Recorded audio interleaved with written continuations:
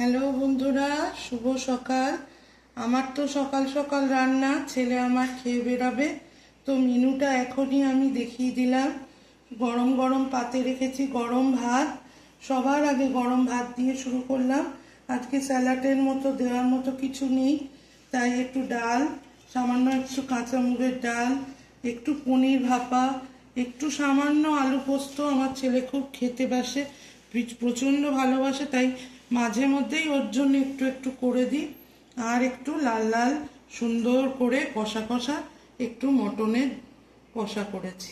তো এই খেয়ে আমার বাবু আজকে কলেজ যাবে। যদি আমার পোস্টগুলো ভালো লাগে অবশ্যই লাইক, শেয়ার, কমেন্ট এবং আমার চ্যানেলটিকে একটু সাবস্ক্রাইব করে আমার পাশে থাকবেন প্লিজ। কালকে আবার আসবো আরেকটা নতুন রেসিপি নিয়ে, নতুন রং বেরঙের থালি সাজিয়ে। তাহলে আজ যাই, টাটা।